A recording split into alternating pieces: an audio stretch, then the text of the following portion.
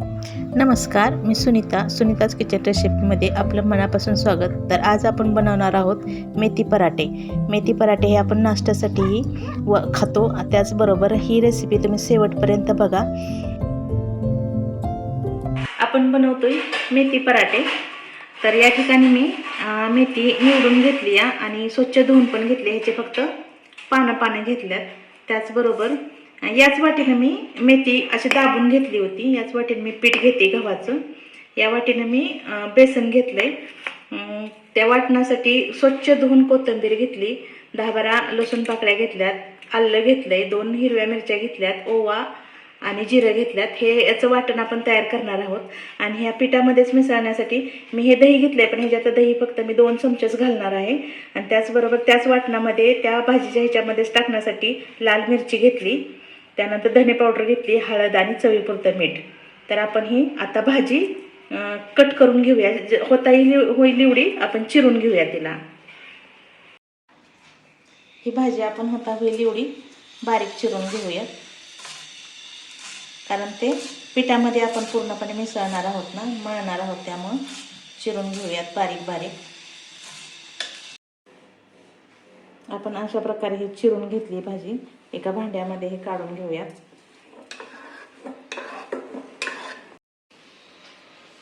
हे जे साहित्य आहे ते आपण मिक्सरमधनं काढून घेऊयात. जिरं आणि ओवा पण ह्याच्यातच घालणार आहे आपण. मिक्सरमधनं एकदा फिरवून घेऊयात त्याला. हे बघा, आपलं मिश्रण अशा प्रकारे झालेलं आहे. आता ह्याच्यामध्येच मी ही वाटीभर गव्हाचं पीठ आहे ना ते घालते. त्याच्यावरती हे बेसन पीठ घालते आणि हे मसाले घेतले होते, लाल तिखट, चवीपुरतं मीठ, हळद, ते त्याच्यात मिक्स करते. आणि 2 मोठे चमचे दही, घरी केलेलं दही आहे. थोडं जास्त जरी घातलं तर काही फरक पडत नाही. आणि त्यानंतर हे जे केलेलं मिश्रण होतं, हिरवी मिरची आणि कोथिंबीर, ओवा आणि जिरं आणि आल्याचं तुकडा घातला होता त्याच्यात, आणि लसूण घातला होता. हे एकजीव करणार आहोत आपण. त्याला पाण्याची इतकीशी गरज पडत नाही, पण जर पडलीच तर आपण वरून पाणी घालणार आहोत त्याच्यामध्ये. हे पूर्ण मिक्स करून घेणार. दह्यामुळं पाण्याची काही गरज इतकी पडत नाही.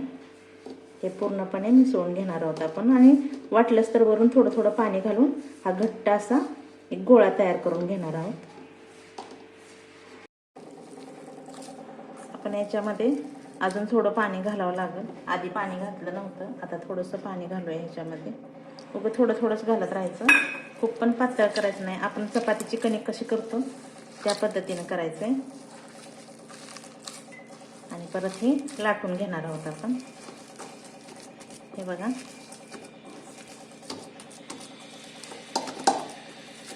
तुम्ही मिठाचं प्रमाण तुमच्या चवीनुसार घाला ह्याच्यामध्ये.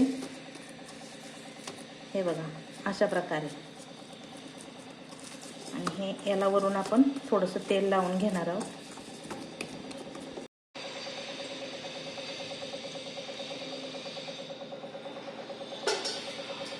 तेल लावून परत गोळा नीट व्यवस्थित करून घेणार आहोत. आणि हे फक्त 10 मिनिट आपण ह्याला 10 ते 15 मिनिट झाकून ठेवणार आहोत. हे बघा, गोळा एकदम मिश्रण आपलं छान झालंय करण्यासाठी. आणि आता 10-15 मिनिट जर ठेवलं तर अजून हे व्यवस्थित होते.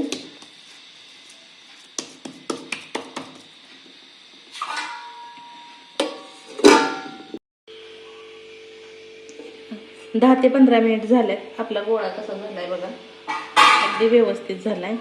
हे बघा, ह्याचे बारीक गोळे करून आपण घेणार आहोत. हे बघा, एवढे गोळे करून घेणार आहोत आपण. 5 ते 6 होतील ह्याच्यामध्ये, एवढ्या पिठामध्ये. हे बघा, एवढे गोळे करून घेऊयात. आणि ह्याला थोडंसं गव्हाचं पीठ लावून आपण लाटून घेणार आहोत.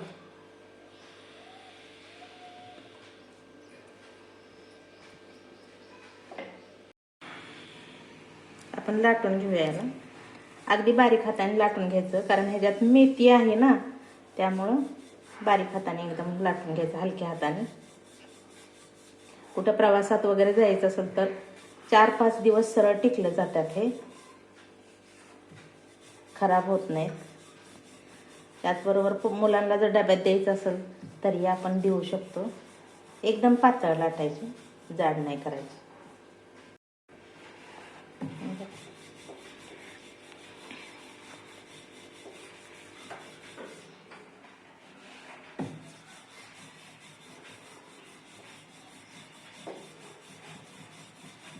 हे बघा, अशा पद्धतीने एवढे जाड पूर्णपणे पातळ झाल्यात.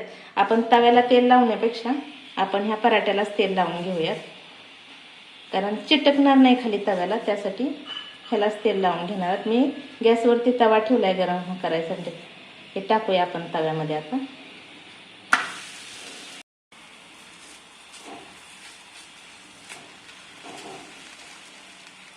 थोडा वेळ थांबूया आणि उलटा करूया. हे बघा, छान भाजलंय. त्यालाच आपण वरून तेल लावणार आहोत.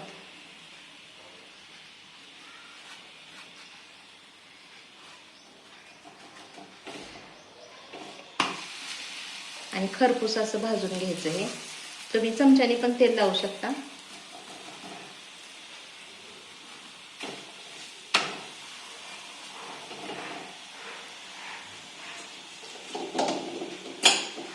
दोन्ही बाजूनी छान असं खरपूस असं भाजून घ्यायचं.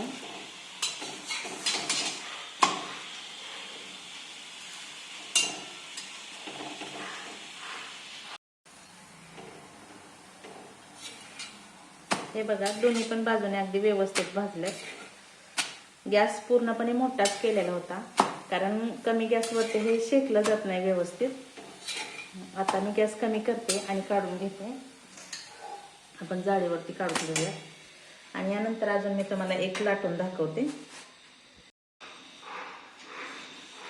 तुम्ही याच्यामध्ये पांढरे तीळ पण घालू शकता.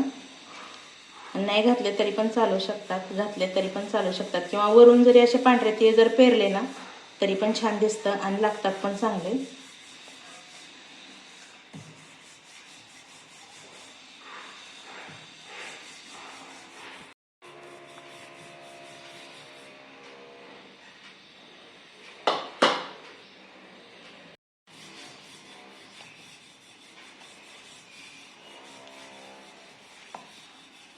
आपण हाही पराठा भाजून घेऊया. त्याला पण वरूनच तेल असं लावणार आहे.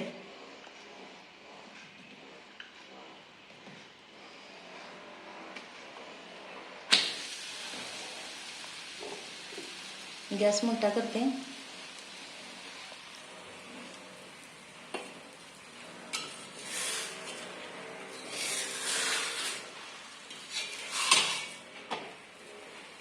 खूप छान भाजलंय बघा.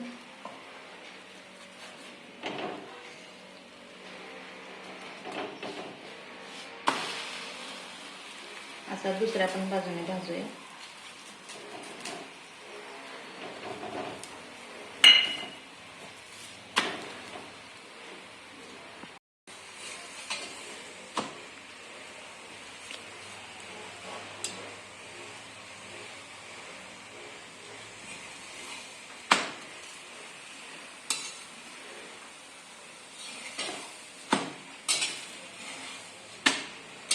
हाही काढून घेऊया.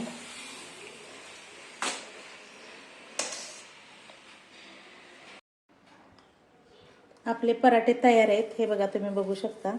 हे कसं जर केलं तरी एकदम मऊ आणि लुसलुशीत झाल्यात आणि खूप छान झाल्यात. चवीला पण खूप छान लागतात. याच्यामध्ये 4 पराठे, मी ते एका वाटीमध्ये 4 पराठे तयार झाल्यात. जर तुम्हाला हा व्हिडिओ आवडला असेल तर लाईक करा, शेअर करा आणि माझ्या चॅनलला सबस्क्राईब करा.